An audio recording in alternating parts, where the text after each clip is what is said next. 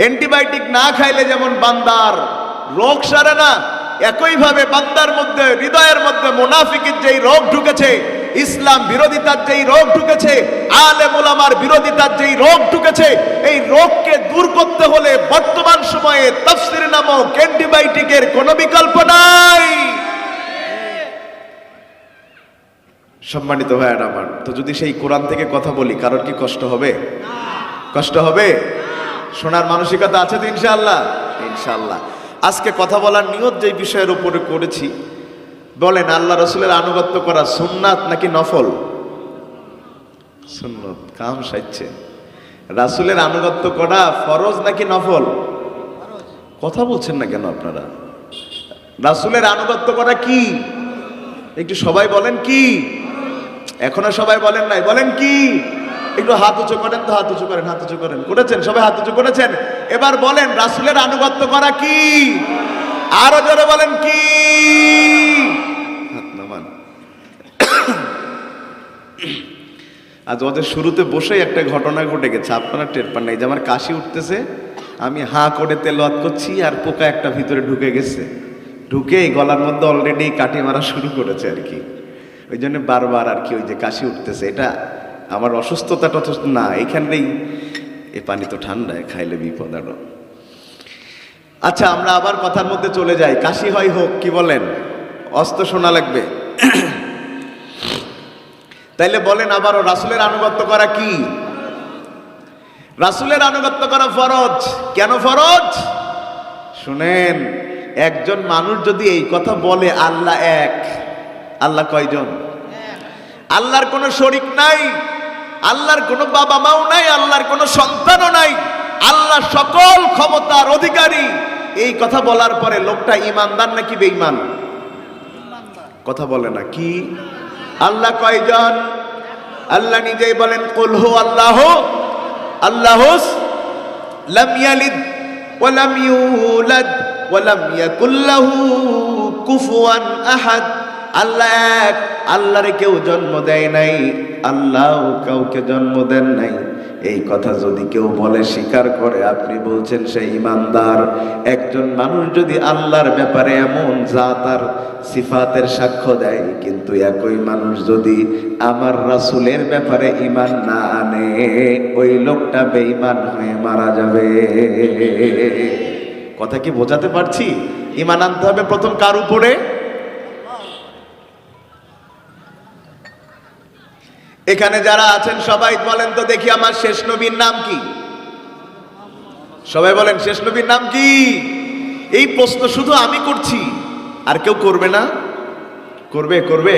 কোথায় করবে? কোথায় করবে? কবরে গেলে তিনটা প্রশ্নের একটা হবে, আমার নবী, উত্তর নবীকে ছিল। বলেন আমাদের নবীকে? মুহাম্মাদুর রাসূলুল্লাহ। ভালো করে বুঝেন, একজন মানুষ আল্লাহর ব্যাপারে এত কিছুর সাক্ষ্য দিল, ওই একই মানুষ যদি আমার রাসূলকে রাসূল মানলো, কিন্তু শেষ রাসূল মানলো না, ও লোক যদি নামাজ 5 ওয়াক্তের জায়গায় 10 ওয়াক্তও পড়ে, তাও বেঈমান হয়ে মারা যাবে। কি হয়ে মারা যাবে? কেন? সে তো রাসূলকে রাসূল মেনেছে। রাসূলকে রাসূল মানার ব্যাপারে তার তো কোনো আপত্তি নাই, তাইলে এই লোকটা কেন বেঈমান হবে? রাসূলকে রাসূল মেনেছে কিন্তু শেষ নবী মানে নাই, অথচ কোরআন বলছে আমার নবী শেষ নবী, আমার পরে আর কোন নবী আসবে।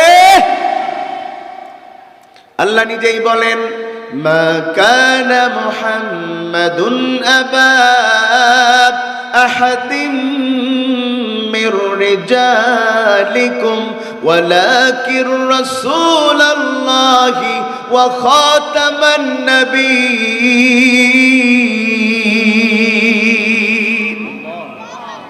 খাতামান নাবিয়্যিন, আমার নবী শেষ নবী, ঘোষণা আল্লাহর। এরপরে যদি কেউ মনে করে আমার নবী নবী, তবে শেষ নবী না, আমার নবীর পরে নবী আসতে পারে, এটা যদি কেউ মনে করে, সে কাফের হয়ে মারা যাবে। আমি যেটা বুঝালাম যে নবীর আনুগত্য করা ফরজ। কেন? নবীর আনুগত্য আপনি কেন করবেন? কারণ নবীর উপরে ঈমান না আনলে সে বেঈমান হয়ে মারা যায়। এখন আমরা আলোচনা করব যে বিষয়ে, সেটা হলো আমরা রাসূলের আনুগত্য করা তো জানি ফরজ, কিন্তু কি জন্য ফরজ, রাসূলের আনুগত্য আমরা কেন করব, এই বিষয়ের উপর আমরা কথা বলবো। রাসূলের আনুগত্য করতে হবে 10 কারণে। সবাই হাত উঁচু করে বলতে হবে, কয় কারণে? হাত নালা দিয়ে বলেন কয় কারণে? রাসূলের আনুগত্য করতে হবে কয় কারণে? 10 কারণে। হাত নামান। শুরুতে বলেছি রাসূলের আনুগত্য না করলে সে কি হবে? সবাই বলেন কি হবে? এরপরে বলেছি রাসূলের আনুগত্য করা ফরজ। এখন বলছি রাসূলের আনুগত্য করা কেন ফরজ। এখানে যারা আমরা বসে আছি,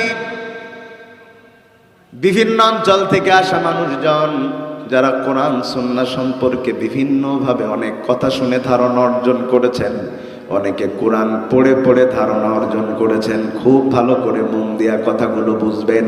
রাসূলের আনুগত্য করা লাগবে, রাসূলের আনুগত্য করা ফরজ। কেন? 10 কারণের প্রথম কারণ হচ্ছে, বান্দা যদি রাসূলের আনুগত্য না করে ও কখনো আল্লাহর ভালোবাসা পায় না। কথা মন দিয়ে বুঝতে হবে। বান্দা যদি রাসূলের আনুগত্য না করে তাইলে আল্লাহর ভালোবাসা পায়। খুব মন দিয়ে বুঝেন, বান্দা যদি আমল করতে করতে এত বেশি আমল করে, তার আমলগুলো এক জায়গায় করলে যদি পাহাড় সমান হয়ে যায়, কিন্তু ওই লোকটার জীবনে যদি আল্লাহর ভালোবাসা না থাকে, ওই লোকটা কখনো আল্লাহর জান্নাতে যেতে পারবে না।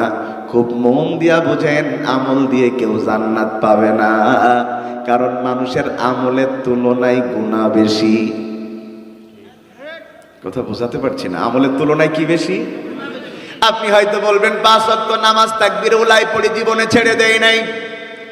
আপনি হয়তো বলবেন রোজা জীবনে ছেড়ে দেই নাই, কখনো হারাম খাই নাই, তাইলে কেন আমি জাহান্নামে যাব? শুনেন শুনেন, রিয়াদুস সালেহিন থেকে আপনাকে হাদিস শোনাই। বনি ইসরাইলে একজন মানুষ ছিলেন, সে আল্লাহর এত বেশি আমল করেছে, তার আমল এত বেশি আল্লাহর পছন্দ হয়েছে। ওই লোকটা আমল করতে করতে গ্রামের মধ্যে বিভিন্নভাবে সমস্যার মধ্যে পড়ে বলে সে একা একই চলে গেছে পাহাড়ে। পাহাড়ে বসে বসে বান্দা আল্লাহর ইবাদত করে, আল্লাহর জন্য নামাজ পড়ে। আল্লাহ তার ইবাদত এত পছন্দ করেছেন, পাহাড়ের বুক চিরে তার জন্য আল্লাহ মিঠা পানির ব্যবস্থা করে দিয়েছে। সুবহানাল্লাহ। ওই পাহাড়ে আগে কোনো ঝর্ণা ছিল না, ওখানে ওযু করতে পারে, গোসল করতে পারে, খাইতে পারে। আল্লাহ সেই জন্য এত রহম করেছে তার প্রতি, ওই পাহাড়ের বুক চিরে মিঠা পানির ব্যবস্থা করে দিয়েছে। জোরে কন্যা সুবহানাল্লাহ। কিন্তু সে পাহাড়ে থাকলে কি খাবে?